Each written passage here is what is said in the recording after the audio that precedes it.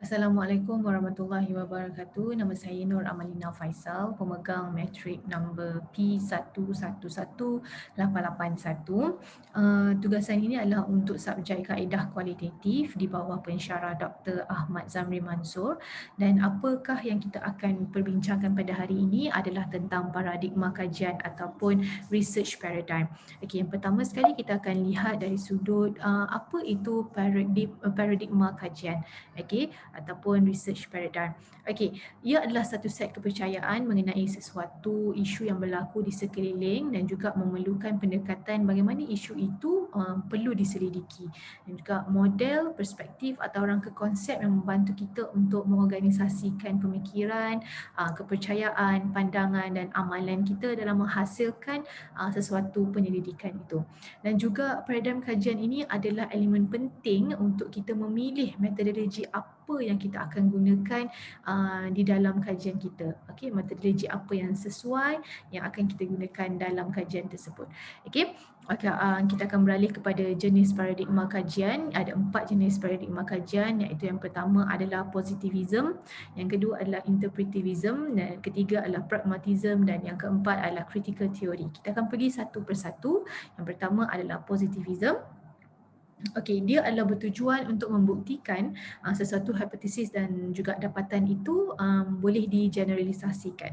Okey, penyelidikan secara saintifik dan juga sistematik boleh diperhatikan dan juga diukur, dibuktikan, dan ada elemen hubungan sebab dan juga akibat, dan juga dia menggunakan kaedah kuantitatif di mana datanya berbentuk numerical dan analisis yang digunakan adalah analisis statistik.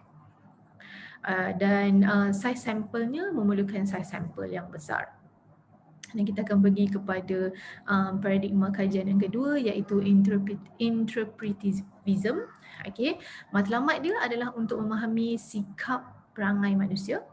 Okey, dan dia punya dapatan kajian tidak boleh digeneralisasikan dan juga dia tidak boleh meramal sebab dan juga akibat.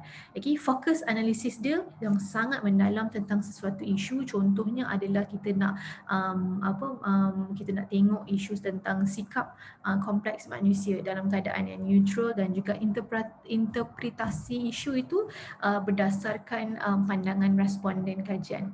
Okey, guna kaedah dia menggunakan kaedah kualitatif, di mana kalau tadi positivism menggunakan kaedah kuantitatif, datanya dalam bentuk nombor, numerical, tetapi untuk kajian kualitatif ini datanya dalam bentuk perkataan, dan sampelnya pula adalah kecil berbanding dengan positivism.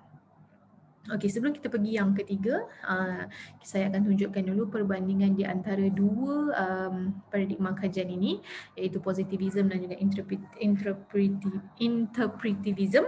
Okey, kita tengok pada ciri-ciri dahulu. Okey, untuk positivism boleh diperhatikan, boleh diukur, boleh dibuktikan, dan ada elemen hubungan antara sebab dan juga akibat. So dia ada correlation dekat situ. Tapi berbeza dengan interpretivism, okey, dia adalah hasil pandangan perspektif individu dalam masyarakat dan juga dalam lapangan kajian semula jadi. So dia adalah lebih natural. Okay.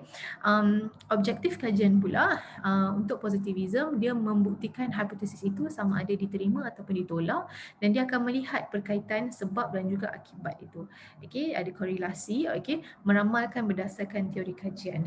Untuk interpretivism, analisis itu sangat mendalam mengenai satu isu. Contohnya isu tentang aspek budaya, sikap dan juga tingkah laku manusia, dan peranan pengkaji juga berbeza. Untuk positivism, pemerhati di luar, dia tidak terlalu terikat dengan responden. Perlu bezakan antara fakta kajian dan juga penilaian peribadi. Tetapi untuk interpretivism, dia merasai sendiri pengalaman bersama-sama dengan responden di lapangan dan mempunyai hubungan yang sangat erat. Ada repo yang sangat bagus untuk mendapatkan data yang sangat bagus. Dan perbandingan yang keempat adalah metodologi kajian, iaitu kuantitatif untuk positivism, kualitatif untuk interpretivism, analisis data, statistik untuk positivism, dan dalam bentuk perkataan ayat yang melibatkan interpretasi oleh pengkaji untuk interpretivism. Dan dapatan kajian pula Untuk positivism boleh digeneralisasikan, bagi interpretivism tidak boleh digeneralisasikan. Okey, kita akan pergi kepada paradigma kajian yang ketiga. Okey, kenapa saya bandingkan tadi? Sebab ada dua perbandingan, ada dua jenis ada dua jenis paradigma yang berbeza. Okey, tetapi yang ketiga ini, okey, dia agak menarik lagi. Sebab apa? Sebabnya dia adalah gabungan positivism dan juga interpretivism. Okey. Saya ceritakan dulu perjalanan paradigma kajian ni. Pada tahun 1970-an, kuantitatif menjadi pilihan utama pengkaji-pengkaji menggunakan kaedah ini di dalam kajian mereka. Tetapi pada akhir 1980, kaedah kualitatif pula dimula kukuh. Dan pada masa itu juga, dalam bidang kualitatif ni ada muncul juga satu golongan yang di mana golongan ini dia menyokong epistemological. Okey, dia adalah perubahan fikir, perubahan berfikir ikut rasional dan juga logik akal, seperti teori kritikal lah.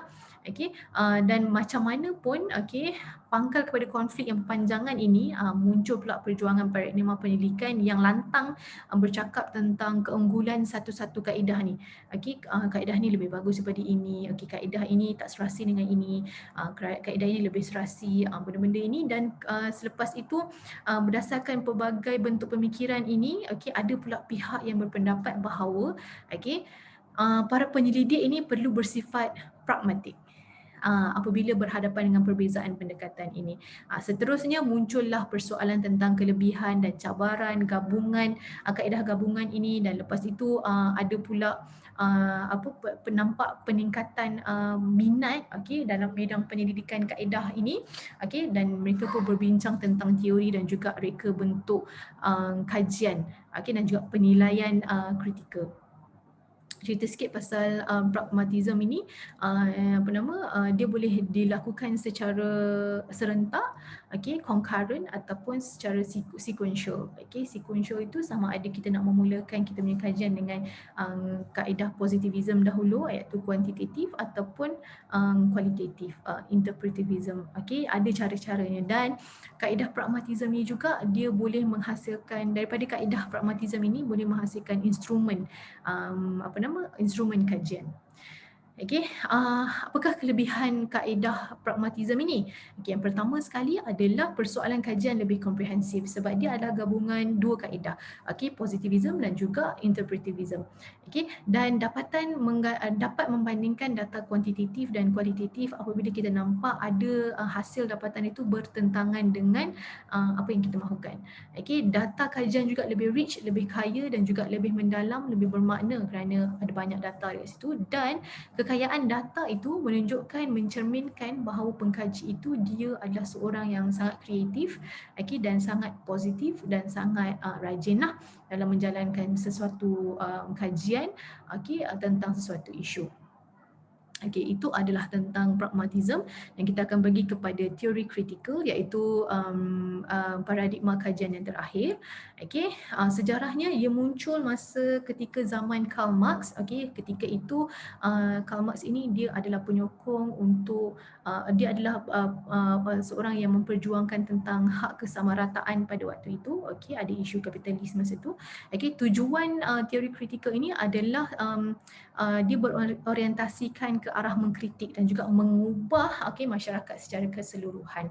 Okey, kekuatan di sini adalah dia berasaskan politik dan berdasarkan perbuatan mengikut teori dan kajian untuk merancang perubahan yang menyeluruh, okey, perubahan dalam dunia sebenar dan bertanyakan soalan yang sangat besar. Okey. Dan kekurangan dekat sini adalah dia terlalu politik. Perbuatannya adalah terlalu subjektif, kekurangan pengesahan saintifik, okey, hanya kepada pemerhatian subjektif. Okey, dan selalunya dia akan mengundang pada inovatif, tetapi inovatif itu dia akan dia melalui kaedah kajian yang kontroversi. Okey.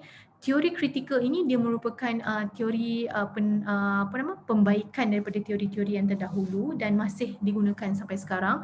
Okey, teori ini juga dia menggunakan pelbagai pendekatan melalui pengalaman, sejarah lalulah, dan persekitaran sosial, tetapi teori ini tidak mengetepikan kajian empirikal untuk mengatasi kelemahan yang ada yang tersirat dalam penyelidikan ini.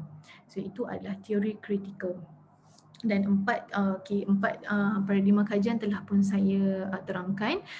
Terpulang kepada kita sebagai pengkaji, yang mana satu yang kita lebih cenderung untuk gunakan, yang mana satu lebih sesuai untuk kajian yang akan kita jalankan. Saya rasa itu sahaja. Assalamualaikum warahmatullahi wabarakatuh.